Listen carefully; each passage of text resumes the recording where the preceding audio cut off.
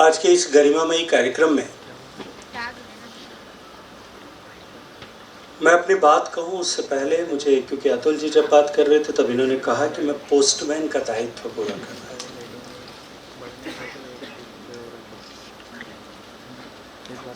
आज जमाना बदल गया है, ईमेल का युग आ गया है और ईमेल से आगे निकल करके अभी व्हाट्सएप मैसेज और टेलीग्राम मैसेजेस का समय आ गया है। लेकिन पुराने ज़माने में संवाद का सेतु जो है वो पोस्टमैन के माध्यम से ही स्थापित होता था। और आपने कहा कभी कभी आप मारुति जी की अनुमति से उसको पढ़ भी लेते थे। तो मुझे पुराना दिन याद आ गया। मैं क्योंकि गांव से आता हूँ, मेरे दादा बहुत जल्दी चले गए थे। मेरी दादी माँ गांव में एकमात्र पढ़ी लिखी महिला थी और सामान्यतया हम क्षत्रिय समाज के लोग, हमारे सारे लोग, घर परिवार के लोग या तो फौज में नौकरी करते थे या कहीं और दूसरी किसी शासकीय सेवा में काम कर रहे होते। और फौजी के घर में सबसे खुशी का वातावरण दो ही समय में आता था। एक जब पति घर पे आता था फौजी, और दूसरा जब उसकी चिट्ठी आती थी। अब पत्नी को क्योंकि पढ़ना नहीं आता था, वो पोस्टमैन ही पढ़ करके सुनाता था। वो जो पोस्टमैन होता था उसकी जिम्मेदारी सिर्फ कागज पहुंचाने नहीं, उस कागज में जो लिखे हुए भाव हैं वो पहुंचाना भी उस पोस्टमैन की जिम्मेदारी थी। फिर कालांतर में मेरी दादी ने इसको ऐसा समझा कि ये पोस्टमैन किसी की पत्नी को अपने पति द्वारा लिखे गए पत्र को बताता है या वापस उल्टा उसके लिए लिखता है उसकी तरफ से। तो फिर मेरी दादी माँ ने ये काम करना शुरू कर दिया था गाँव की महिलाओं के लिए। तो आपको योग्य समझ करके मुझे लगा ये दायित्व दिया गया। भारतीय अनुभूति दर्शन का वैश्विक संदेश देने वाले गुरुदेव रानाडे जी के समग्र दर्शन को academy of comparative philosophy and religion द्वारा इस संपूर्ण वाग्मय को प्रकाशित कर इसके लोकार्पण के शुभ अवसर पर, और वो लोकार्पण भी एक ऐसे महत्वपूर्ण कालखंड में जब एकेडमी अपना शताब्दी वर्ष पूर्व के समारोह के वर्ष पर्यंत हुए कार्यक्रमों को पूरा कर रही, और एक व्यक्ति के जीवन में 100 वर्ष बहुत बड़ा कालखंड होता है। एक व्यक्ति सामान्यतया जो भारत की अवधारणा है उसके हिसाब से अपने जीवन का पूरा चक्र पूरा कर समाप्त कर लेता है। चारों आश्रम पूरे कर वो मुक्ति के मार्ग की तरफ प्रशस्त होता है। ऐसी कल्पना हमारे ऋषियों ने, मनीषियों ने भारत के सभ्यता और संस्कृति में की है। लेकिन एक विचार, जो विचार लोक कल्याणकारी है, एक विचार जो अमृत की बूंद के स्वरूप है, वो विचार कभी बूढ़ा नहीं होता और अमरत्व को प्राप्त करता है। इसलिए उस विचार को के प्रणेता के अनुभूत ज्ञान का प्रकाशन 100 वर्ष के बाद में निश्चित रूप से एकेडमी को एक ऐसा अवसर जरूर प्रदान करता है जब वो पिछले 100 साल में भी, जिस तरह से आदरणीय मारुति जी ने कहा, सीमित संसाधनों के बावजूद भी उस विचार के पुष्प को वो मूर्छित न हो, मुरझाए न, इस संकल्प के साथ में काम कर रहे। और वर्तमान समय में जब वो विचार और भी अधिक प्रासंगिक हो गया, महत्वपूर्ण हो गया, ऐसे समय में ये शताब्दी वर्ष एक नव संकल्प का उत्सव भी है, एक नव संकल्प का समय भी है। उसके समापन के अवसर पर जब हम एक नए संकल्प की शक्ति के साथ में इस विचार को और अधिक प्रकीर्णन के लिए संकल्पबद्ध होकर के काम करेंगे, ऐसे महत्वपूर्ण अवसर पर हम सब के बीच में उपस्थित मेरे जैसे अनेक कार्यकर्ताओं का सृजन करने वाले, उनके व्यक्तित्व और उनके चरित्र का निर्माण करने वाले राष्ट्रीय स्वयंसेवक संघ के अखिल भारतीय व्यवस्था प्रमुख श्रद्धेय माननीय श्री मंगेश भिंडे जी, मंच पर उपस्थित माननीय अरविंद देशपांडे जी, संसद के साथ ही राज्यसभा के सम्मानित सदस्य आदरणीय श्री ईरन्ना करारी जी, मंच पर उपस्थित आदरणीय श्री दीपक आपटे जी, श्री अतुल जैन जी, आदरणीय डॉक्टर CM त्यागराज जी, आदरणीय डॉक्टर विष्णुकांत चटपल्ली जी, निम्बर्गी स्वरूप संप्रदाय के प्रतिनिधिगण, श्रद्धेय श्री JV यरगट्टीकर महाराज, श्री महादेव अन्नैया स्वामी जी, श्री अशोक महाराज और कार्यक्रम के मेरुदंड, इस कार्यक्रम के मुख्य यजमान आदरणीय श्री मारुति B जिराली जी, सभागार में उपस्थित अन्य सभी महानुभाव, देश विदेश से पधारे हुए सभी वरिष्ठ दार्शनिक, विभिन्न विश्वविद्यालयों के सम्मानित कुलपतिगण, शोधार्थीगण, विद्यार्थी, देवियों और सज्जनों, इस पवित्र प्रांगण में आकर के मैं आप सबकी पावन उपस्थिति के, आप सबके हृदय में उपस्थित स्वर्गीय गुरुदेव रानाडे के विचार को प्रणाम करते हुए आप सबके श्री चरणों में अभिवादन करता हूं, अभिनंदन करता हूं। मित्रों, रानाडे समग्र के लोकार्पण और शताब्दी वर्ष के समारोह में, शताब्दी वर्ष के समापन के समारोह में आप सबके बीच में बेलगावी की इस पुण्य भूमि पर आना मेरे लिए निश्चित रूप से सौभाग्य का विषय है। इस कार्यक्रम के लिए माननीय मंगेश जी ने मुझे निमंत्रित किया था और मुझे आग्रह से कहा था कि तुमको इस कार्यक्रम में आना है। तब मेरे मन में एक विचार आया कि मैं क्यों कर इस कार्यक्रम में, और किस तरह से मेरा इस कार्यक्रम में जाना, मात्र इसके लिए कि मेरे मंत्रालय ने गुरुदेव रानाडे के इस अनुभूत ज्ञान के प्रकीर्तन के लिए कुछ सहयोग प्रदान किया।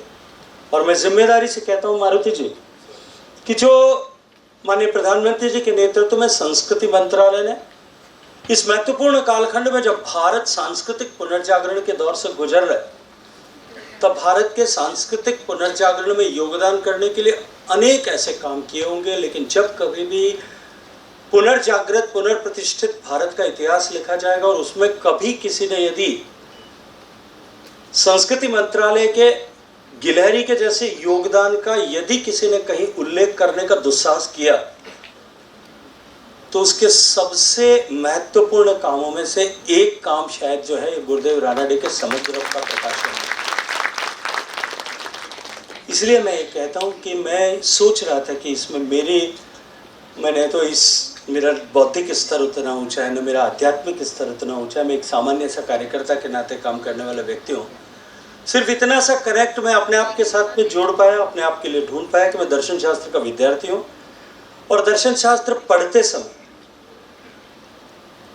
गुना नहीं था, सिर्फ पढ़ा था, लेकिन दर्शन शास्त्र पढ़ते समय मैंने थोड़ा सा गुरुदेव रानाडे के लेखनी को, उनके ग्रंथों को थोड़ा सा कुछ कहीं न कहीं उद्धरण के रूप में पढ़ने का सौभाग्य प्राप्त किया था। मित्रों, व्यक्ति कल्पना का विस्तार देकर के पुस्तकों का सृजन करे, जो फिक्शन लिखते हैं, और अनेक पुस्तकों का एक दिन कल्पना करे, उस कल्पना को शब्दों की श्रृंखला में पिरोए और उसको एक पुस्तक का आकार दे दे। ये कठिन तो है, लेकिन फिर भी किया जा सकता है और अनेक पुस्तकें इस तरह के फिक्शन लिखने वालों ने लिखी है। लेकिन ज्ञान को अनुभव करना और अनुभूत ज्ञान को शब्दों में व्यक्त करना और लेखनी से लिखना, ये निश्चित रूप से बहुत बड़े बौद्धिक उत्कर्ष का प्राकट्यन होता है। क्योंकि सामान्यतः हम सामान्य मानवी के रूप में, यदि हम सब ने किसी ने गुड़ खाया होगा, नीम की पत्ती खाई होगी कभी, उसके स्वाद को हमने अनुभव किया होगा। मैं इतने सब लोग यहाँ बैठे हैं, अनेक लोग प्रकांड लोग बैठे हैं, अनेक लोग लब्ध प्रतिष्ठित लोग यहाँ बैठे हैं, अनेक लोग विद्वान लोग यहाँ मंच पर मंच के सामने बैठे हैं। यदि मैं आपसे कहूँ कि आपने नीम का पत्ती खाई है या गुड़ खाया है, अब आप उसको शब्दों में अभिव्यक्त करिए, मुझे लगता है कि आपके शब्द छोटे पड़ जाएंगे। इसलिए जो कुछ उन्होंने अनुभूत किया, उस अनुभूत को शब्दों की माला में पिरोना तो निश्चित रूप से अत्यंत महत्वपूर्ण था, कठिन भी था, और उतना कठिन था जितना समुद्र का मंथन और उस मंथन से अमृत को निकालना। लेकिन जो अमृत तत्व प्राप्त हुआ था, वो अमृत तत्व जो है वो विश्व के कल्याण के लिए हमेशा हमेशा प्रासंगिक रहेगा। ऐसे अद्भुत काम का, अद्भुत ग्रंथों का सृजन जिस तरह से अकादमी ने किया है, मैं उसके लिए अकादमी और अकादमी के पूरे परिवार का, जिन लोगों ने इसमें योगदान किया, उन सब का हृदय से धन्यवाद करते हुए एक बार फिर अकादमी ने संस्कृति मंत्रालय को आदरणीय अतुल जी के प्रेरणा से, इनके सानिध्य में, इनके सहयोग से जो अवसर प्रदान किया, उसके लिए हृदय से धन्यवाद करता हूँ।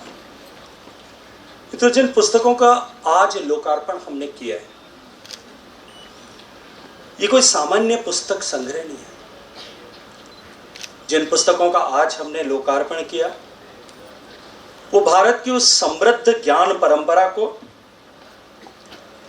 जिसको हजारों हजार साल के भारत के सभ्यतागत विकास में, वैदिक काल से लेकर के, औपनिषदिक काल से लेकर के, पौराणिक काल से लेकर के वर्तमान कालखंड के तक के भारत, इस सुदीर्घ ज्ञान परंपरा के अमृत तत्व को हम पुनः राष्ट्र के सामने प्रतिष्ठित कर रहे हैं।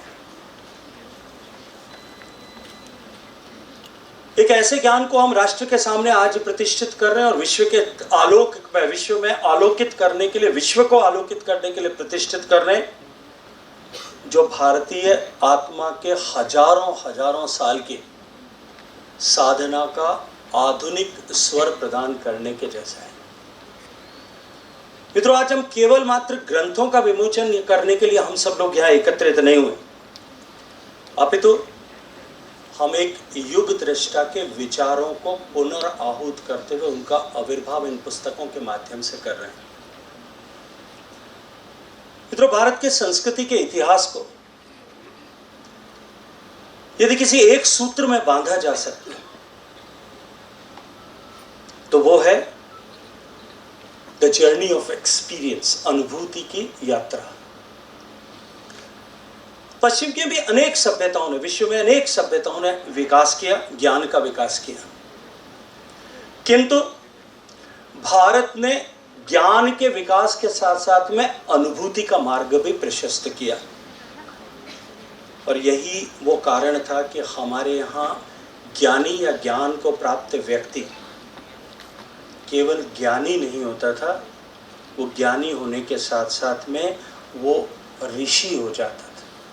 हमारे मंत्रों के सृजन करने वाले व्यक्ति को मंत्र का लेखक नहीं कहा गया। भारतीय वाङ्मय में, भारत के दर्शन में, भारत की आध्यात्मिक परंपरा में उसे मंत्र दृष्टा कहा गया, जिसने मंत्र को दृष्टि से देख करके किसी विषय को अनुभूत करने के पांचों इंद्रियों में सर्वश्रेष्ठ माध्यम एक सामान्य व्यक्ति की प्रज्ञा के अनुरूप यदि कोई हो सकता है, तो वो चक्षु से, आंखों से देख करके हो सकता है। जिसने मंत्र का दर्शन किया हो, जिसने अनुभूति को, जिसने उस ज्ञान को अनुभूत किया हो, उसे ऋषि कहा गया। इसलिए ऋषि को केवल दार्शनिक रूप से सिद्ध होने की आवश्यकता नहीं पड़ती, अपितु ऋषि को उस ज्ञान को हृदय में हृदयस्थ करके उसको अनुभूत करने की आवश्यकता होती है, उससे अपेक्षा होती है। क्योंकि भारत में सत्य तर्क की अंतिम परिणति नहीं है। भारत की चेतना में सत्य जो है वो अनुभव की पहली अभिव्यक्ति है।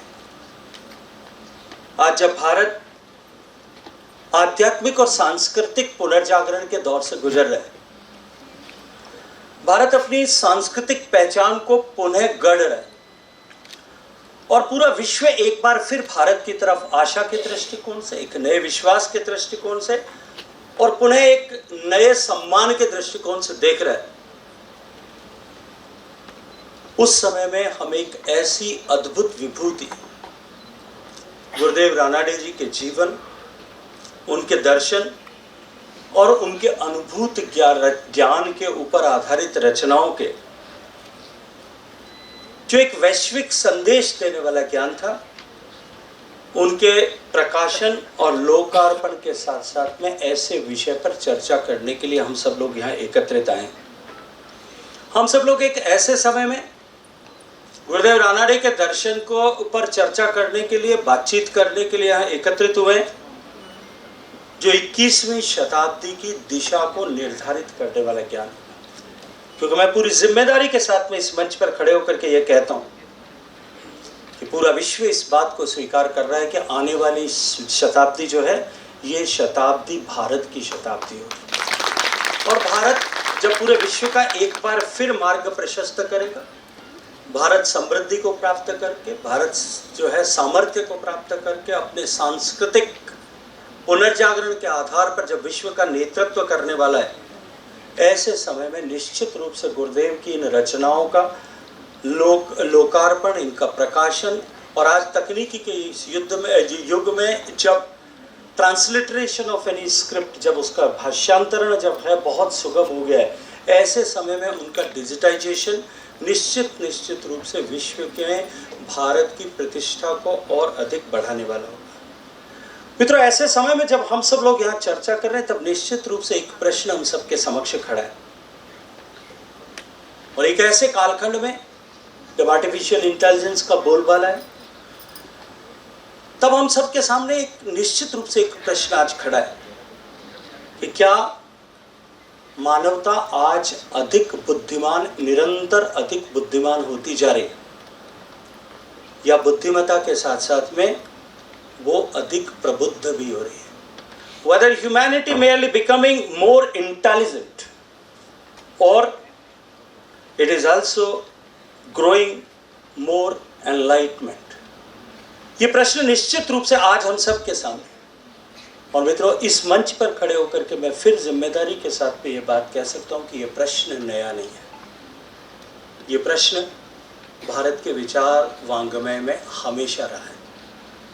उपनिषद काल में भी ऋषियों ने अपने आप से यही प्रश्न पूछा था।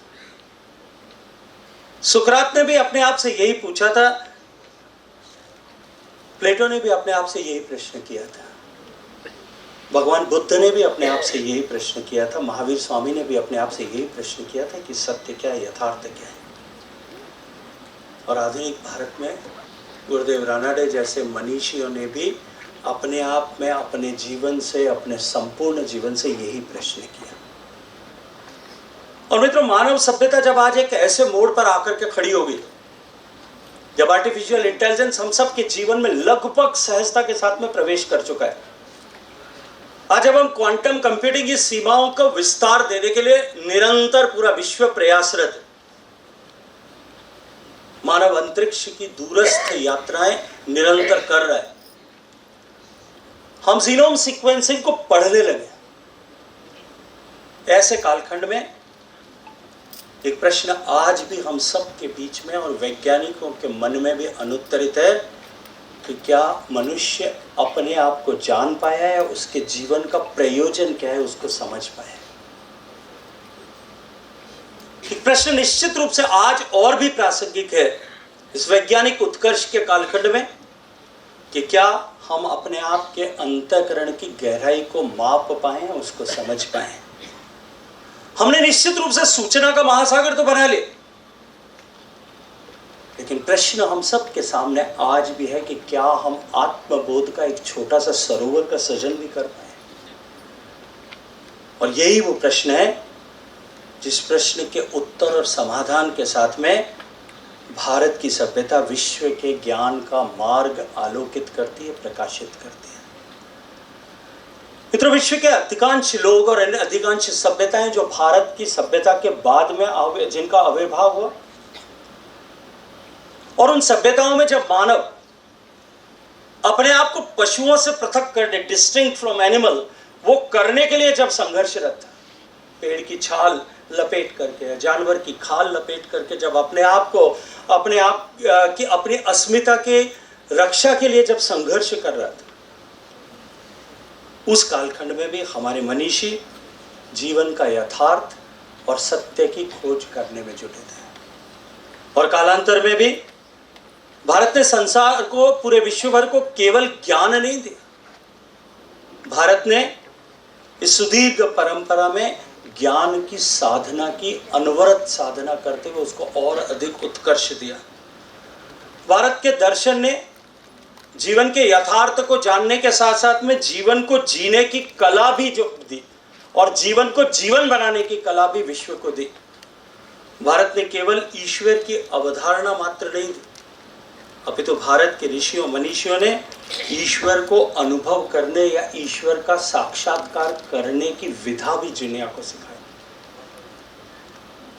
और जब हम गुरुदेव रानाडे की बात करते हैं तब उन्होंने ज्ञान के मार्ग से भी और भक्ति के मार्ग से भी दोनों तरह से आत्म प्रकाशन किया जा सकता है। बुद्धि में के माध्यम से, बौद्धिक विन्यास के माध्यम से रियलाइजेशन ऑफ सेल्फ भी किया जा सकता है, और समर्पण और युक्त भक्ति के माध्यम से भी उसी स्तर को प्राप्त किया जा सकता है। इसको स्थापित किया, और मैं ये मानता हूँ कि यही संपूर्ण विश्व को भारत का वैश्विक योगदान है। इस परंपरा के में अनेक ऐसे लोग हुए जिन लोगों ने इस परंपरा के प्रवाह में विश्व के कल्याण के लिए, मानव मात्र के कल्याण के लिए, मानव जीवन की सार्थकता को सिद्ध करने और स्थापित करने के दृष्टिकोण से अनेक माध्यमों से विश्व का मार्ग प्रशस्त किया, विश्व का मार्ग आलोकित किया। लेकिन इस परंपरा के आधुनिकतम और सबसे तार्किक और सर्वाधिक प्रखर स्वर यदि कोई थे या कोई व्याख्याकार यदि कोई थे, तो मैं विश्वास पूर्वक कह सकता हूं कि इन 30 ग्रंथों को यदि कोई आद्योपांत पढ़े और इसके भावों को समझ ले तो वो बिना किसी संकोच के इस बात को स्वीकार कर सकता है कि ये गुरुदेव डॉक्टर रामचंद्र दत्तात्रेय रानाडे थे। मित्रों, आज का सम्मेलन निश्चित रूप से इसके लिए भी और अधिक महत्वपूर्ण है, क्योंकि आज हम सब लोग किसी एक महापुरुष के जीवन वृत्त का उल्लेख करने या वृत्त निवेदन करने, उस पर चर्चा करने के लिए यहाँ एकत्रित नहीं हुए। अभी तो एक ऐसे व्यक्ति के मनीषा पर चर्चा करने के लिए हम सब लोग यहाँ एकत्रित आए जिसने वैश्विक दर्शन के साथ में संवाद स्थापित करने का काम किया। ये सम्मेलन, जिस मंच पर बैठ करके आज हम जिस महान विभूति के बारे में चर्चा कर रहे हैं, उसने एक ऐसी व्याख्या दी जब हम ये कह सकते हैं कि विश्व के सभी संबंधों के, धर्मों के बीच में अंतर संबंध न केवल खोजने अपितु उनको स्थापित करने का काम उस व्यक्ति ने किया था। उसके कृतित्व पर हम लोग चर्चा कर रहे हैं। मित्रों, ये सम्मेलन अनुभूति और तर्क, द लॉजिक एंड एक्सपीरियंस, श्रद्धा और विवेक, विज्ञान और अध्यात्म, और पूर्व और पश्चिम, इन सब के बीच में एक सेतु के निर्माण करने वाले महान मनीषी के विचारों पर चर्चा करने का सम्मेलन। और इन सब के बीच में इस सेतु के स्थापत्यकार के रूप में गुरुदेव रानाडे के जीवन दर्शन, उनके कृतित्व को जब आज हम लोकार्पित कर रहे हैं, तब निश्चित रूप से हम सब लोग अत्यंत सौभाग्यशाली हैं। मैं ऐसा मानता हूँ। मित्रों, गुरुदेव रानाडे का महत्व केवल इसलिए नहीं है कि उन्होंने बहुत सारे ग्रंथों का सृजन किया। अभी तो गुरुदेव रानाडे का महत्व इसलिए है कि उन्होंने भारत की भारत के दर्शन की उस आत्मा को पुनर्प्रतिष्ठित किया अपने जीवन में, और वो भी एक ऐसे कालखंड में जब गुलामी के दौर में हम स्वयं अपने आत्मिक प्रकाश को लगभग भूल चुके थे। हमने अपने आप पर, अपनी सांस्कृतिक परंपराओं पे, अपने ऋषि परंपराओं पे, अपने ज्ञान पर, अपने ज्ञान के उत्कर्ष पर जब गर्व करना समाप्त कर दिया था, उस कालखंड में गुरुदेव रानाडे ने हमको इस बात का स्मरण कराया कि भारत के दर्शन का लक्ष्य केवल विचार करना मात्र नहीं है, अभी तो भारत के दर्शन का अर्थ है अनुभव करना। The ultimate aim of Indian philosophy is to experience to the ultimate truth, experience the reality, experience the very purpose of our life. और उन्होंने कहा कि यदि मनुष्य के जीवन को दर्शन परिवर्तित नहीं करता तो वो केवल एक बौद्धिक व्यायाम है। It's a mental exercise only. यदि मनुष्य के जीवन को और मनुष्य को यदि धर्म उदार नहीं बनाता, अगर कंपैशन उसके जीवन में पैदा नहीं करता, तो वो केवल एक परंपरा मात्र है। यदि साधना मनुष्य को विनम्र नहीं बनाती, उसके अहंकार का निर्मूलन नहीं करती, तो वो केवल एक अभ्यास मात्र है। और इसी क्रम में उन्होंने कहा कि यदि ज्ञान मनुष्य को ईश्वर के समीप न लेकर के जाए, यदि ज्ञान मनुष्य को ईश्वर के समीप न लेकर के जाए, तो वो ज्ञान कभी पूरा नहीं हो सकता, वो हमेशा अधूरा रहेगा। देवी और सज्जनों, विश्व दर्शन के इतिहास को यदि हम देखें या विश्व के दार्शनिकों के इतिहास को यदि उठा करके देखें, तो हम पाएंगे कि अनेक महान व्यक्तित्व पूरे विश्व भर में हुए। यूनान में प्लेटो हुआ, एरिस्टोटल हुआ, अरस्तु के साथ में प्लाटिनस हुआ, यूरोप में डेकार्ट हुए, स्पिनोजा हुए, कैंट हुए, हेगल हुए, बर्गसन हुए, विलियम जेम्स हुए। इसके साथ साथ में ईसाई परंपरा में माइस्टर एकार्ट हुए, Saint John of the Cross हुए, और इस्लामी परंपरा में अल गजाली हुए। इसके अतिरिक्त इब्न अरबी हुए, चीन में लाओ त्से हुए, कन्फ्यूशियस हुए, जापान में यदि देखें तो जैन आचार्य हुए, अनेक जैन आचार्यों की एक परंपरा वहाँ है।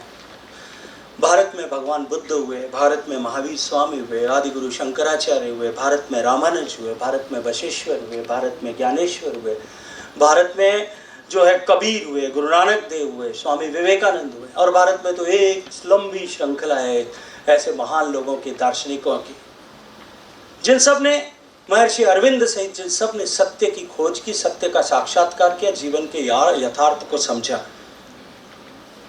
लेकिन गुरुदेव रानाडे का वैशिष्ट्य है, उनकी विशेषता यह है कि उन्होंने कहा कि इन सब मार्गों में कहीं भी प्रतिस्पर्धा नहीं है।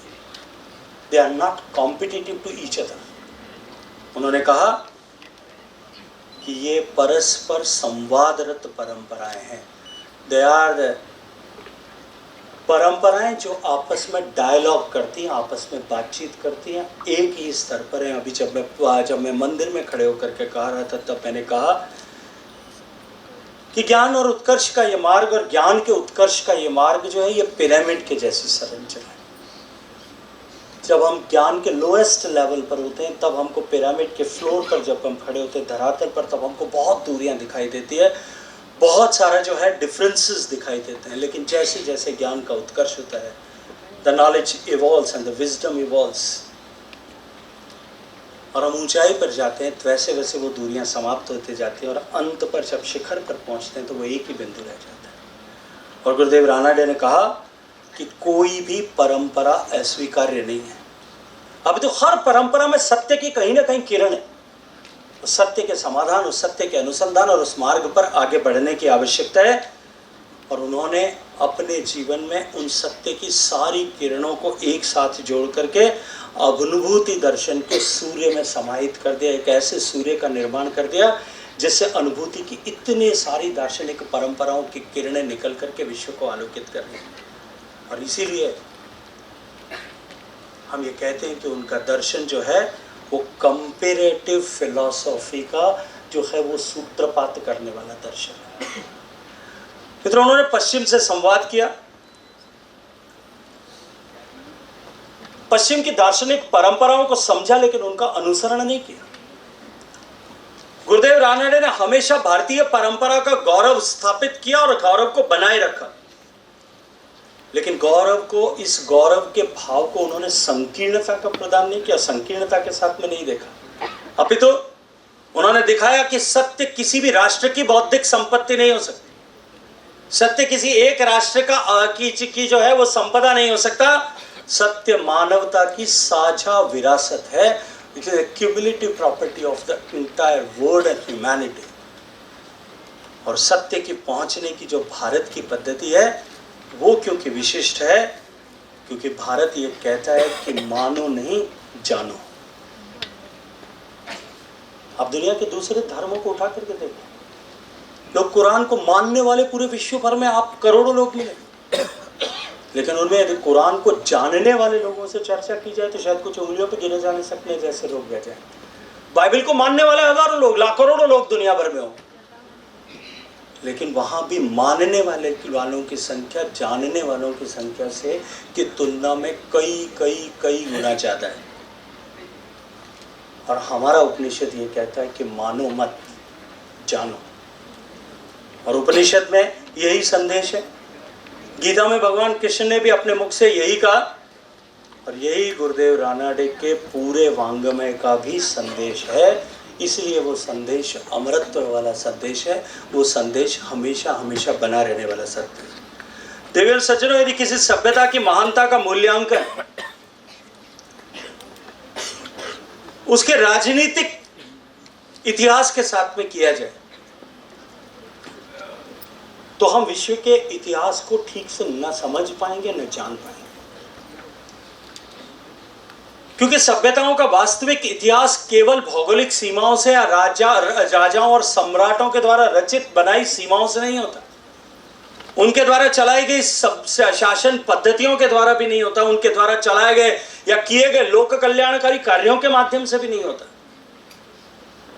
सभ्यताओं का वास्तविक इतिहास उनके विचारों का इतिहास होता है। The empires makes boundaries but the philosophers and philosophies they create horizons. वो जो है इस कदर विस्तारित करते हैं, राज्य सीमाएं बनाते हैं, लेकिन दर्शन और दार्शनिक जो हैं वो क्षितिजों का निर्माण करते हैं। वो अनंत यात्रा तक लेकर के जाते हैं, उसको अनंत तक का विस्तार देते हैं। राजा अपने समय में सीमाओं का या रेखाओं का निर्माण करता है, और ऋषि और प्रज्ञावान पुरुष अपने जीवन से सहस्त्राब्दियों को आलोकित कर सकें, ऐसी चेतना का निर्माण करते हैं। इसलिए भारत ने अपने सम्राटों को या शासकों को ही केवल महान नहीं माना, हमने अपने ऋषियों को महान माना, हमने अपने मुनियों को महान माना, हमने अपने आचार्यों को जो है वो महान कहा। भारत जानता था क्योंकि सत्ता जो है वो समाज को अनुशासित मात्र कर सकती है। वो अनुशासित करके किसी एक लक्ष्य को प्राप्त करने के लिए आगे बढ़ा सकती, वो अनुशासित करके शायद कुछ सैनिकों को ट्रेन करके अपनी सीमाओं का विस्तार तो कर सकती है, लेकिन अंततः ज्ञान का प्रकाशन जो है वो ही ज्ञान का प्रकाशन और ज्ञान का उत्कीर्णन ही जो है वो समाज और सामाजिक चेतना को निर्माण करते हुए राष्ट्रीय चिति या सामाजिक चिति का निर्माण करता है।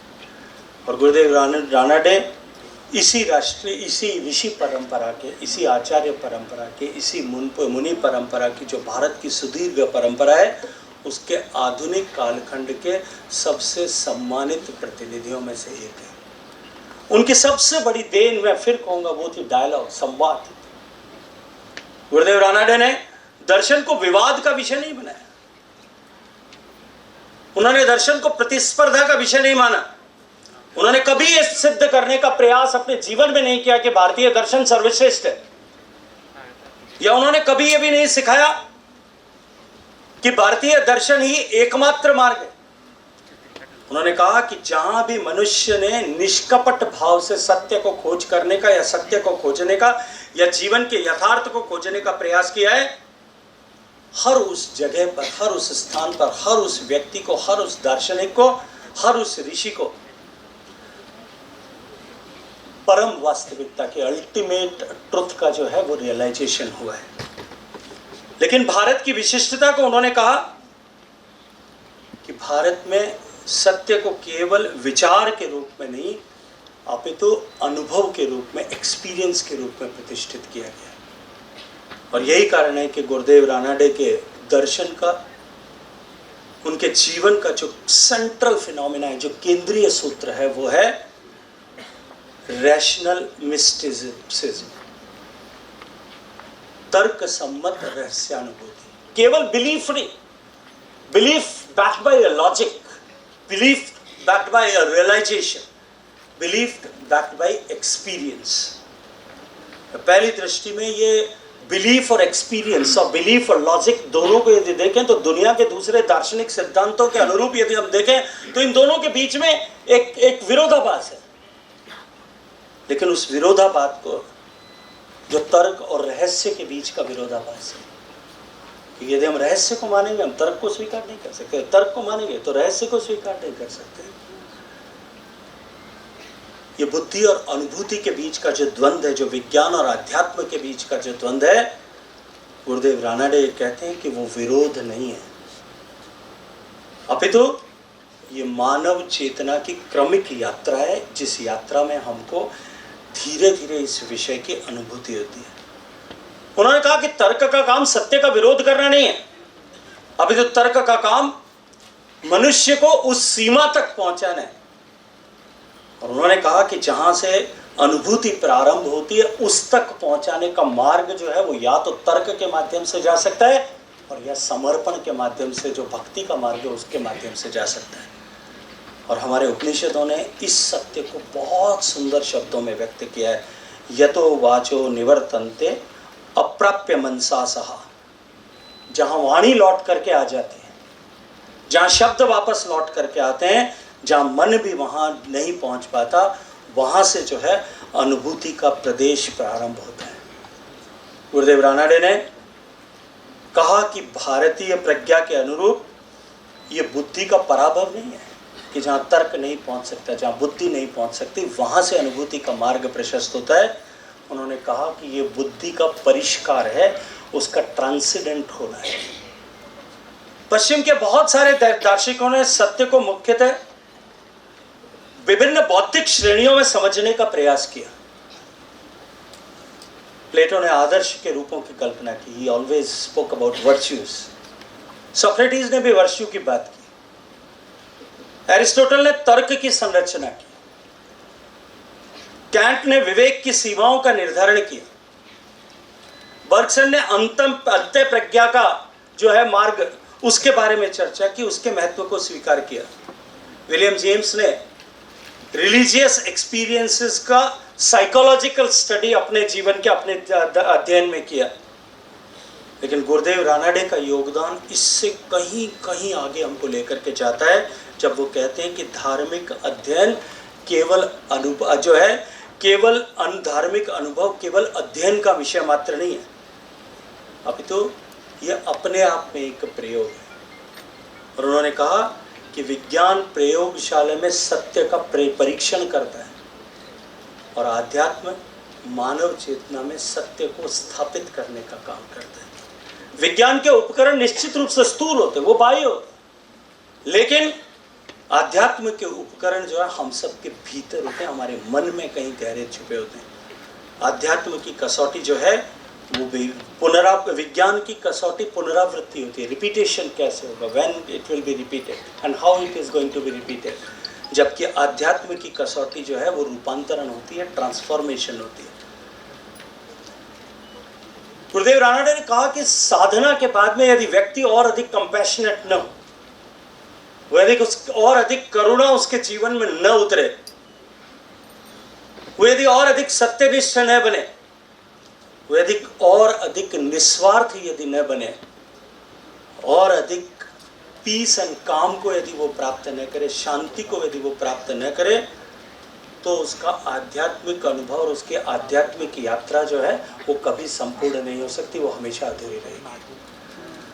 और ये दृष्टि, जो दृष्टि गुरुदेव रानाडे ने दी, ये दृष्टि निश्चित ही महाविश्व के महान जितने भी अब तक रहस्यवादी हुए, उन सारे रहस्यवादियों के साथ में गुरुदेव रानाडे के दर्शन को एक डायलॉग स्थापित करने का एक योग्यता या एक प्लेटफॉर्म जो है वो प्रदान करती है। जब संत सूफी संत जलालुद्दीन रूमी ये कहते हैं कि जिसको तुम बाहर खोज रहे हो वो तुम्हारे भीतर है, जिसको तुम बाहर ढूंढ रहे हो वो मृग की मरीचिका की तरह, जिसके पीछे तुम भाग रहे हो वो तुम्हारे भीतर है। माइस्टर एकार्ट के कहते हैं कि आत्मा की आंतरिक निस्तब्धता जो है उसकी जब वो चर्चा करते हैं, जब जैन परंपरा जो है प्रत्यक्ष जागरण पर बल देती, उस समय में जब ताओ जो है सहजता को सत्य का मार्ग बताते हैं, जब गुरु नानक देव जो है वो ये कहते हैं कि सब में ज्योत ज्योत है सोई, ज्योति में सब में है और जो सब ज्योति में है। और उपनिषद जब कहते हैं एको देवे सर्वभूतेषु गूढ़े सर्वव्यापी सर्वभूतांतरात्मा कर्माध्यक्ष सर्वभूतादिवास है साक्षी चेता केवलो निष्गुणस्तेवश्च। जब उपनिषद ये कहता है कि एक परमात्मा समस्त प्राणियों के भीतर अंतर्यामी के रूप में स्थित है, जब उपनिषद ये कहता है कि वही सर्वव्यापी है, सभी के हृदय में निवास करने वाला है, सभी कर्मों का साक्षी है, नियामक है और उसके साथ साथ में चेतन स्वरूप भी है, अद्वितीय भी है और प्रकृति के सामान्य गुणों से परे भी। इसीलिए गुरुदेव रानाडे ये कह पाते हैं, इस अनुभव के आधार पर ये कह पाते हैं कि जितने भी विश्व के दर्शन हैं उनमें कहीं प्रतिस्पर्धा नहीं है, वो सब कहीं न कहीं आपस में डायलॉग करते हैं और वो इसमें एक सार्वभौमिक आध्यात्मिक व्याकरण को पाते हैं। मित्रों, उनके लिए कि सब धर्मों की बाहरी अवसंरचना है, जो outer infrastructure can be different, लेकिन अंततः आत्मानुभूति के शिखर पर जब पिरामिड के टॉप पर जाते हैं तो ये सब दर्शन एक जगह लेकर के जाते हैं।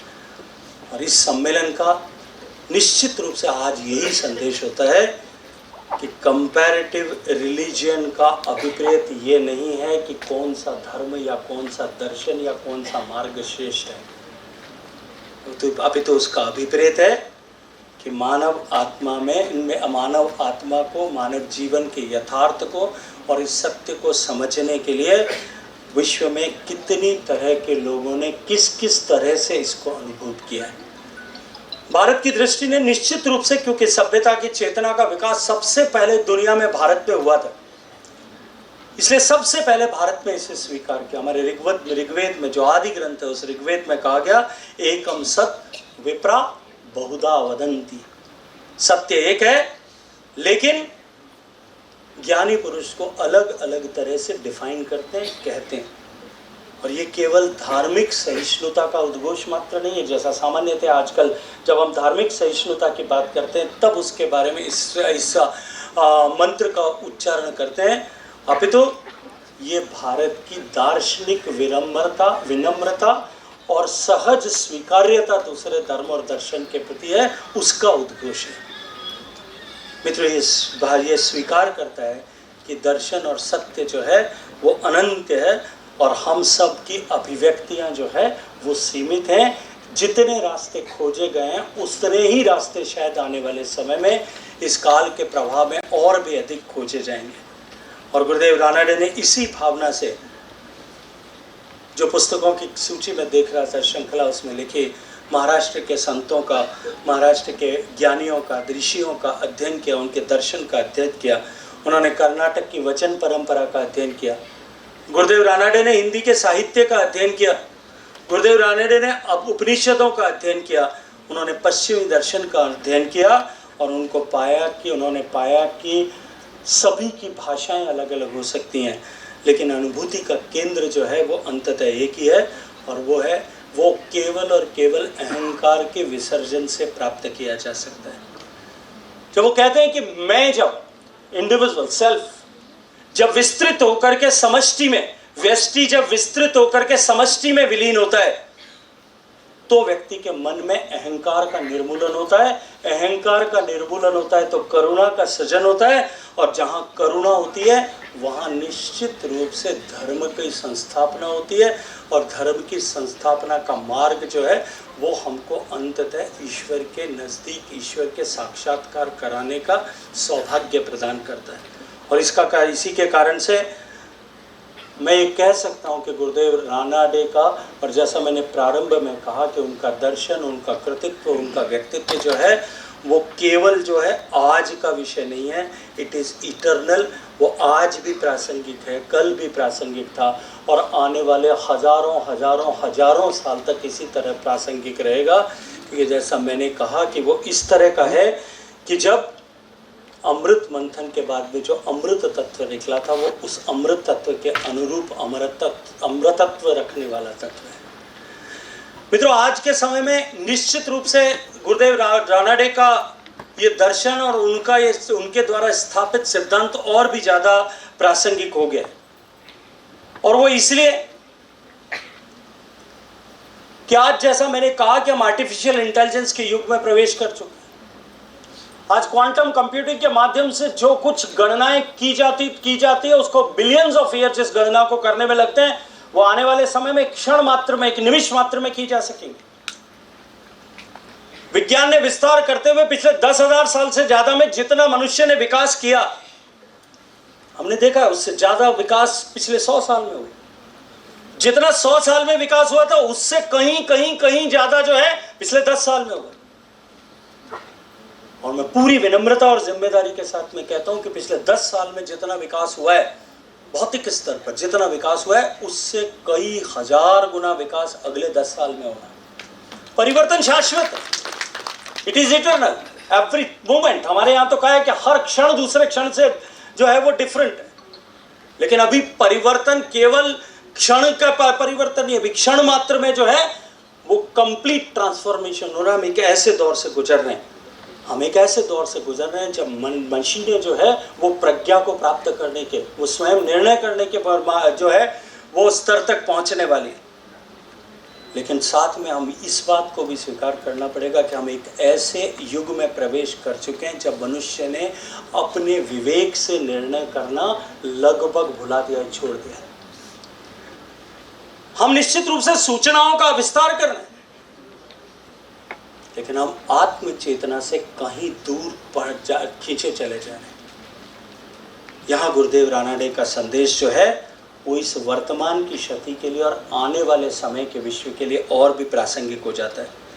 मित्रों, आज मानव इतिहास एक बहुत महत्वपूर्ण मोड़ पर आकर के खड़ा हो गया, और ये केवल तकनीकी परिवर्तन का युग भी नहीं।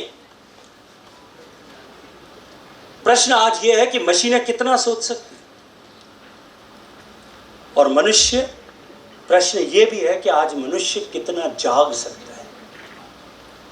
आज विश्व, जैसा मैंने कहा, आर्टिफिशियल इंटेलिजेंस की जब चर्चा कर रहा है, तब भारत की ऋषि परंपरा आर्टिफिशियल इंटेलिजेंस के बजाय जो अवेकन्ड इंटेलिजेंस की बात करती थी, वो आज उस कालखंड में जब ऋषियों ने अवेकन्ड इंटेलिजेंस की कल्पना की थी, चर्चा की थी, उसके बजाय भी आज अधिक और प्रासंगिक है और भी अधिक महत्वपूर्ण है। और ये ही वो अंतर है जो गुरुदेव रानाडे बार बार उनके सारे व्याख्यानों में, उनके आख्यानों में, उनकी लेखनी में, उनकी अनुभूति में हम सबको देखने को मिलता है। उन्होंने कहा कि बुद्धि एक साधन मात्र है। बौद्धिक विकास और बौद्धिक क्षमता का विकास भी जो है वो एक साधन मात्र है, वो अंतिम साध्य नहीं है, वो लक्ष्य नहीं है। ज्ञान का चरम बिंदु जो है वो सूचनाओं का संग्रह नहीं है, अपितु ज्ञान का चरम जो है वो अनुभूति में है, रियलाइजेशन में है, एक्सपीरियंस में है। आज हम न्यूरो साइंस चेतना को समझने का प्रयास कर रही है, कॉग्निटिव साइंस मनुष्य के मस्तिष्क का अध्ययन कर रही है। ऐसे कालखंड में जब क्वांटम फिजिक्स पदार्थ और ऊर्जा के गहरे संबंधों का उद्घाटन कर रही है, उनको प्रकाशित कर रही है, निश्चित रूप से इसका स्वागत होना चाहिए। भारत कभी विज्ञान का विरोधी नहीं रहा, भारत ने हमेशा नूतन का अभिनंदन किया है, भारत ने हमेशा जो अभिनंदन के योग्य है उसका स्वागत किया है। किंतु भारत निश्चित रूप से इस यात्रा में एक विनम्र प्रश्न हमेशा पूछता है, और वो है कि क्या चेतना को केवल मस्तिष्क की जैव रासायनिक क्रियाओं, बायोकेमिकल रिएक्शंस और इक्वेशंस तक सीमित किया जा सकता है, या रिएक्शंस तक सीमित किया जा सकता है? क्या प्रेम को, करुणा को, त्याग को और आत्मबोध को, इन सब को, और उनके साथ साथ में ईश्वरानुभूति को, क्या केवल न्यूरो साइंस की गतिविधियों तक समझा जा सकता है, सीमित किया जा सकता है? और गुरुदेव रानाडे इस प्रश्न का बहुत सहजता के साथ में समाधान देते हैं। वो कहते हैं कि मानव चेतना का अंतिम सत्य जो है वो प्रयोगशाला के उपकरणों से नहीं, वो साधना के उपकरणों से अवतरित होता है। वो क्या प्राप्त नहीं होता, वो अवतरित होता है, अंदर से, भीतर से, आपके मन का अंदर जो है जिस घट में प्रकाशित होता है।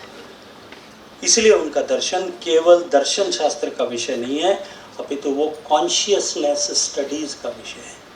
और मित्रों, वो कंपेरेटिव रिलीजन का विषय है, और वो इथिक्स का विषय है, और वो लीडरशिप स्टडीज का विषय है।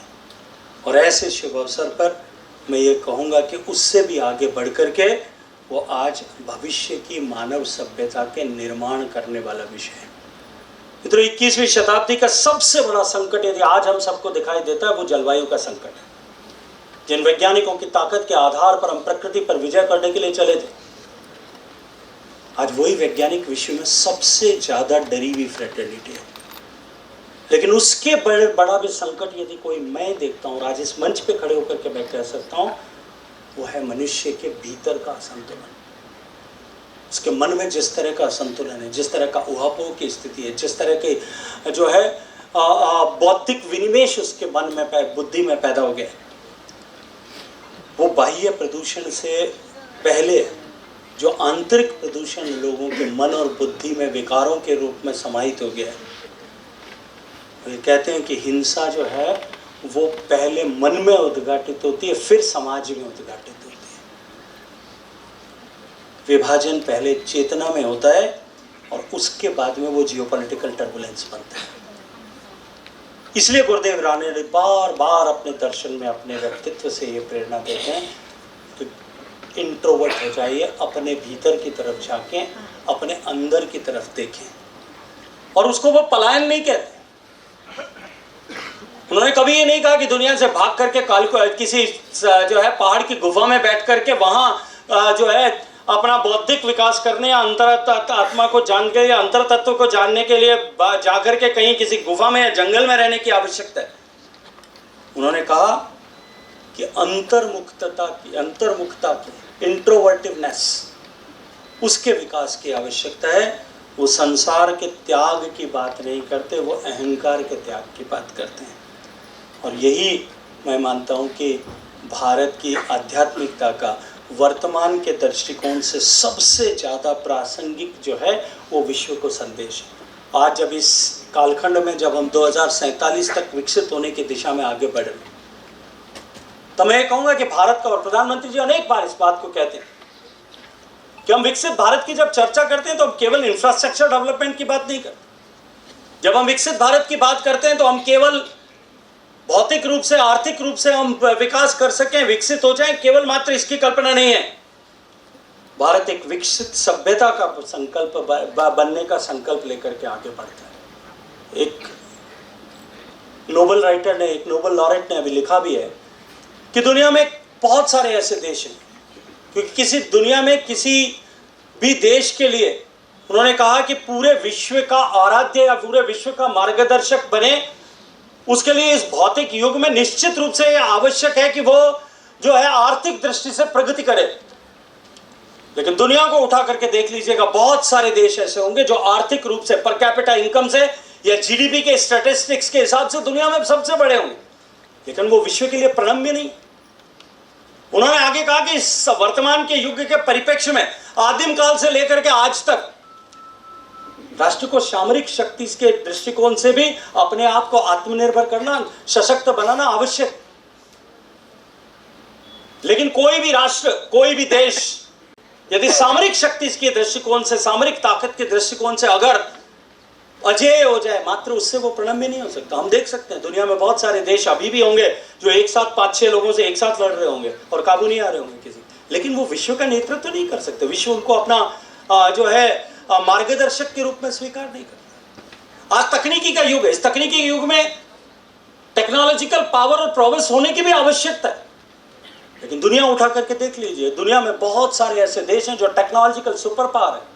एशियन टाइगर्स हैं, ताइवान है, सिंगापुर है, कोरिया है, ऐसे देश हैं। और अब हमारे पड़ोस का देश भी, वो टेक्नोलॉजिकली सुपर पावर हो गए। वो आगे कहते हैं कि दुनिया में ऐसे देश भी हैं और हो जाएंगे जिनके पास इन तीनों की ताकत होगी, भरपूर ताकत होगी। हमारे बिल्कुल पड़ोसी है, उसने लगभग ये मुकाम हासिल कर लिया। वो आर्थिक दृष्टि से भी आज विश्व का नेतृत्व करता बन गया है, वो सामरिक दृष्टि से भी उसने उस तरह के संसाधन और शक्ति का सृजन कर लिया है, और तकनीकी के दृष्टिकोण से भी निश्चित रूप से उसने एक वैभव को, एक उत्कर्ष को प्राप्त कर लिया। लेकिन वो विश्व के लिए प्रणम्य नहीं है। वो विश्व का मार्गदर्शक हो, ऐसा विश्व उसको स्वीकार नहीं करता। वो ये कहते कि वो केवल और केवल सभ्यतागत चेतना और सांस्कृतिक उन्नयन के आधार पर उस पोजीशन को, उस स्थान को प्राप्त किया जा सकता है।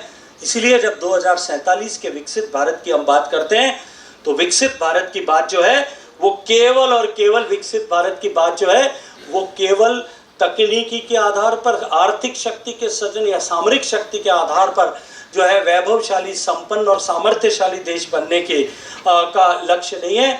हम सांस्कृतिक चेतना से युक्त, हमारी सभ्यतागत चेतना से परिपूरित भारत वापस बने, इस मार्ग पर, इस लक्ष्य तक हम लेकर के जा रहे हैं। इस दृष्टि इसलिए मैं कहता हूं कि हम सब लोग आज इस महत्वपूर्ण अवसर पर यहाँ एकत्रित आए हैं, एक ऐसे प्रज्ञावान पुरुष को विनम्र श्रद्धांजलि देते हुए, उसके कृतित्व को विश्व को आलोकित करने, प्रकाशित करने, मार्गदर्शन करने के लिए उपलब्ध कराने के इस महत्वपूर्ण वेला पर, उस जंक्चर पर हम सब लोग एकत्रित आए हैं, जब हम सब लोग भारत की उस अखंड परंपरा, जो ज्ञान की परंपरा है, जो चेतना की परंपरा है, उसके वाहक बनने के निमित्त यहाँ एकत्रित हुए। और वो अखंड परंपरा जिसके हम वाहक बन रहे हैं, जो वेदों से लेकर के, उपनिषदों से लेकर के, गीता के ज्ञान से लेकर के, गौतम बुद्ध के समाधान से लेकर के, आदि शंकर से लेकर के, रामानुज से लेकर के, बसवेश्वर से लेकर के, ज्ञानेश्वर से लेकर के, कबीर से लेकर के, स्वामी विवेकानंद से लेकर के, महर्षि अरविंद से लेकर के गुरुदेव रानाडे तक की परंपरा है। मैंने नामों को कुछ सीमित कर दिया क्योंकि एक नामों की श्रृंखला इस प्रज्ञा में इतनी विस्तृत संख्या है।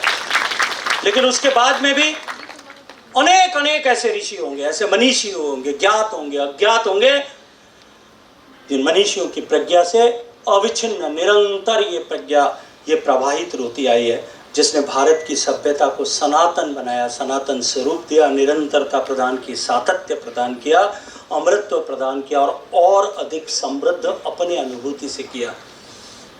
मैं समापन से पहले कठोपनिषद के उस अमर मंत्र को आप सबके सामने दोहराना चाहता हूँ, जो हजारों साल पहले जब उसकी दृष्टा ऋषियों ने उसकी रचना, उसका दर्शन किया होगा, उसकी अनुभूति की थी, तब वो जितना प्रासंगिक था उतना ही आज भी प्रासंगिक है।